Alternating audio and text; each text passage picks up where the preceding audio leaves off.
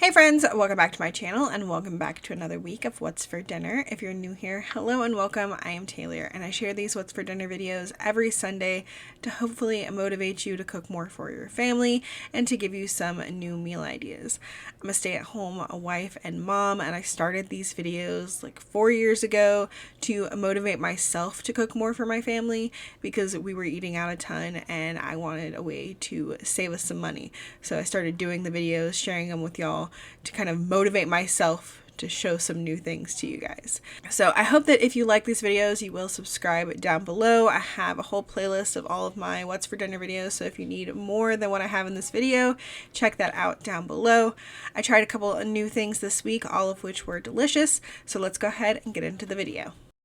Friday night started off with something that has quickly become a family favorite. I have made this recipe about a handful of times since the first time we tried it in December, and this is hot Italian sliders. So I just took my rolls and cut them in half as best as I could, and then I start layering on my meats. For the hot Italian sliders, I like to do ham, some salami, and some pepperoni. I had some smaller pepperonis that I used up, and then I also bought some bigger sandwich sized pepperonis that I put on here.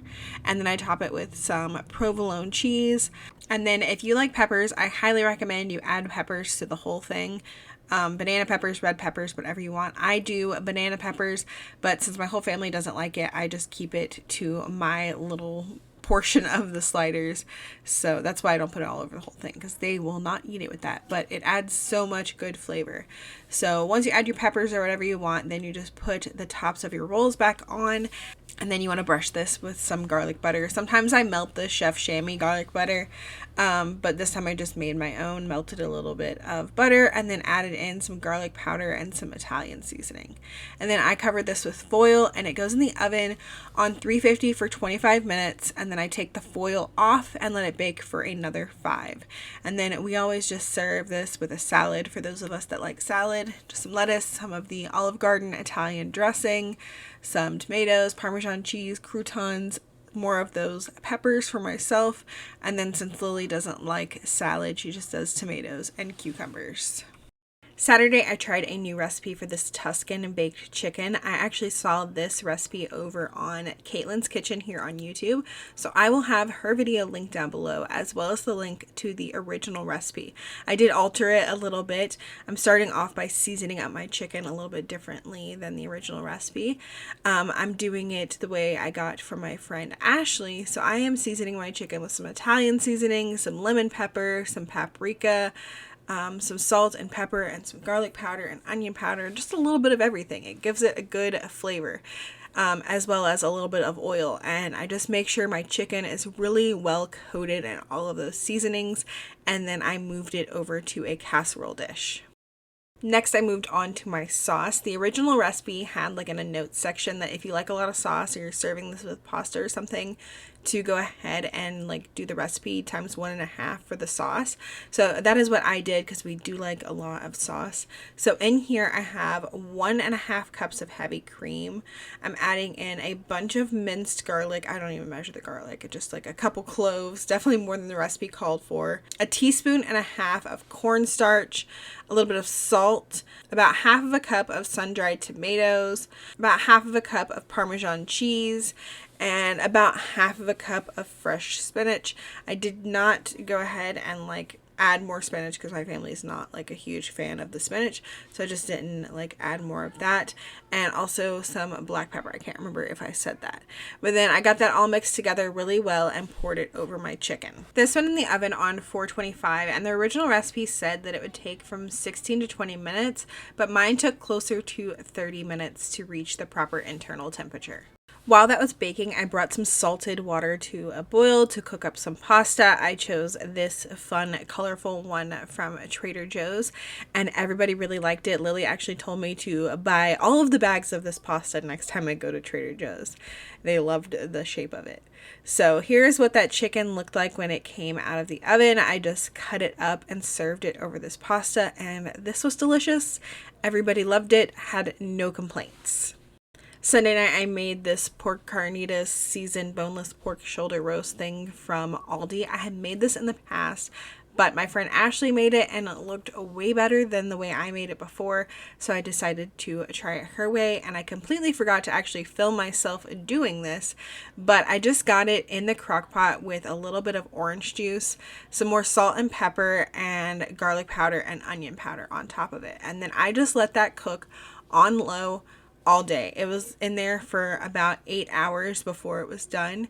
And then after those 8 hours, I went in there and just took my little meat masher and shredded it up and let it just continue to cook in that juice and sit in that juice for about another hour until we were ready for dinner.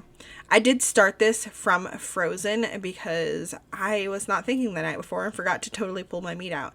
And it still only took 8 hours to cook. So when we were ready for dinner, I took all of the meat out, I kind of strained it out of that juice and lined it on a sheet pan, and then this went in the oven under the broiler for about a total of 10 minutes. I tossed it halfway through. You just really want to get those little crispy bits for carnitas. It's so good. And then we just made tacos with this. Here are the kids' plates, meat and cheese. And then I made them some Mexican rice. That was for Andy and the kids. And then I didn't want any rice. I just ate 3 tacos with all of the toppings. Lettuce, sour cream, some taco sauce, tomatoes, everything. It was so delicious. And I will have Ashley's video linked down below. She's the one who told me to use the orange juice in there, and it turned out so good, so much better than when I had made that carnitas previously. It was really good previously, just it was definitely better. You could tell a difference with that orange juice. Monday night was nothing special, just some bacon cheeseburgers. I always like to cook my burgers in my cast iron pan, and then I cook my bacon in the oven. Had that on top of some Aldi sesame seed brioche buns. Super delicious. Also had some curly fries. Elijah and I tried these Kroger kosher dill sliced pickles. They're supposed to be similar to the Clausen pickles, which are our favorite, and they were actually pretty good. I would buy them again. I would not say that they are as good as Clausen. Clausen is definitely better, but you can save a little bit of money by buying the Kroger brand if you're not like super duper picky. They are close enough for me. Tuesday night was another new recipe, but not really a recipe because it was kind of just stuff that I threw together. It's like a sausage Alfredo kind of thing. So I started off by slicing up some smoked sausage and getting that in a pan over like a medium heat. And I just spread that out in an even layer, and then I just didn't touch it for a while because I wanted it to get nice and crispy. While that was cooking, I went ahead and brought some salted water to a boil to cook some pasta. I'm cooking this penne. This penne is not my favorite. I bought it at Aldi. I know you can buy it other places too. It's just not the one that you usually buy. The one that you usually buy, at least me, that I see the most often is the kind that has like the ridges on the penne. But this one is just smooth, and I find that it's very, very easy to overcook it. So once this reaches like 5 minutes, I gotta really watch it and make sure that I don't overcook it because it turns to mush if you overcook this kind. So just be very careful if you do that. I won't buy it again probably just because it's not my favorite, but I'm trying to use up what I have. So once my sausage had browned up a little bit, then I went in with some minced garlic and let that continue to cook for probably about another minute so that garlic could get nice and fragrant. And then I added in a whole 16-ounce bottle of heavy whipping cream and then some Cajun seasoning.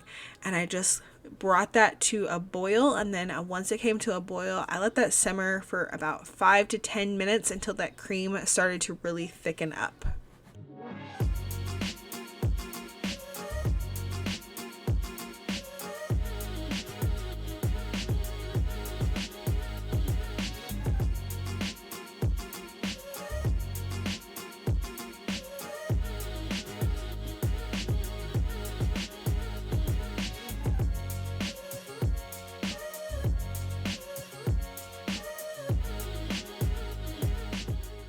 Once that cream started to thicken, I went in with a whole 6-ounce container of shredded Parmesan cheese, and I just slowly stirred that in a little bit at a time because I wanted to make sure that it melted really well.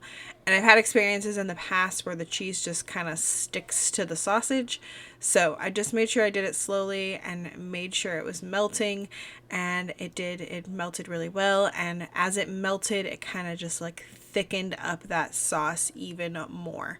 So once all that cheese was in and combined and nice and melted, I added in my pasta, and then I tasted the sauce, see if I needed to add any more seasoning. I think it was good.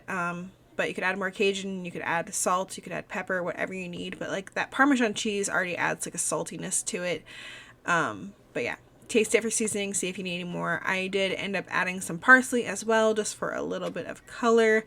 And then I just served this by itself with a little bit more parsley on top. I was being super lazy. I could have definitely done a salad with this, but I have weeks where I have a salad with every dinner almost, and then I have weeks where I am too lazy to do that. Balance. That's real life.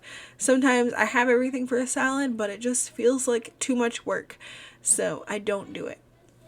And that was this week. There were multiple times where I could have had a salad, but did not. Wednesday night was just super simple spaghetti. Again, another night where I could have had a salad, but I was going with minimal effort. Thursday night was a chicken and rice casserole. This is loosely based on a recipe that I have made before, but I was not looking at the recipe this time. I was just kind of winging it and going off of my memory, and I know I did things completely different in some ways, but the same in other ways. So I started off by melting my 2 tablespoons of butter that my box of rice-a-roni calls for, but then instead of adding the rice first, I added in some chopped onion, some chopped up carrot, and some chopped up celery, and just let that cook for a couple of minutes. This is going to cook with our rice and then also go in the oven and bake, so it doesn't have to be completely tender, but I just wanted to start letting those onions get a little bit translucent. And then once those onions started to get a little bit translucent, I added in a bunch of minced garlic and let that continue to cook for about another minute.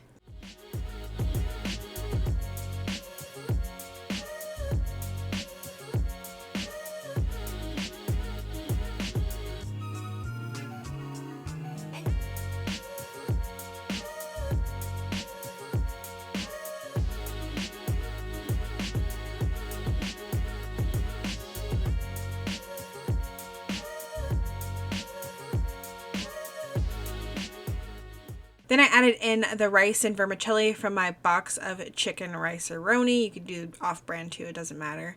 Just you want to get that in there and let it get nice and like golden brown and toasted.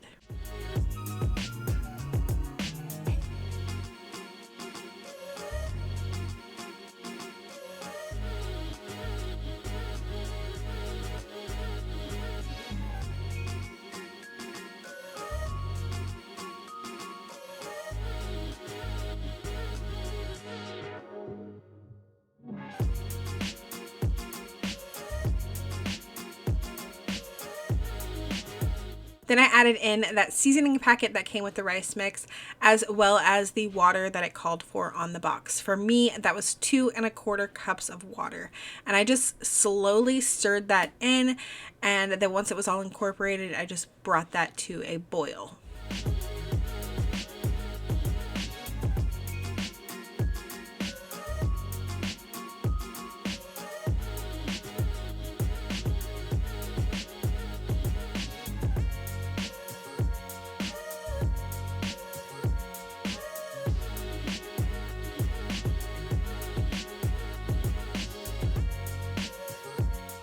Then I reduced the heat to a medium-low, covered this with a lid, and let it cook for 15 minutes.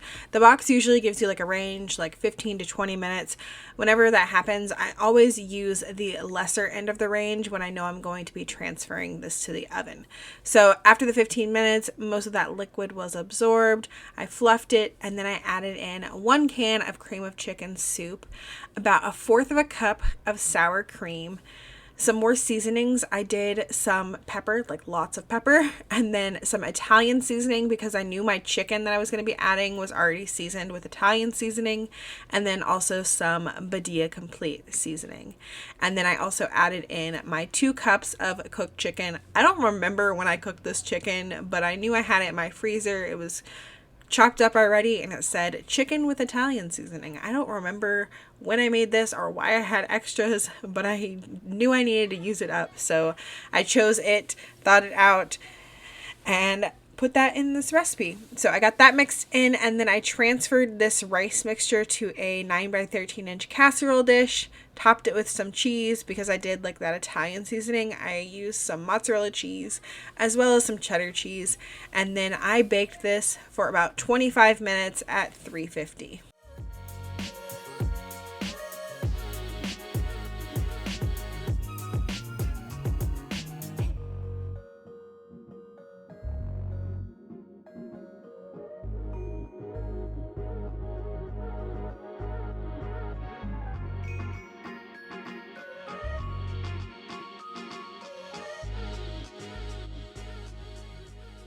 This recipe was delicious. Everybody loved it. The only complaint came from Lily, but that is only because she did not like the carrots. She hates any time that I use baby carrots instead of regular carrots in a recipe. She can tell the difference, and she does not appreciate when I do that. But I was trying to use up what we had on hand. She still ate them.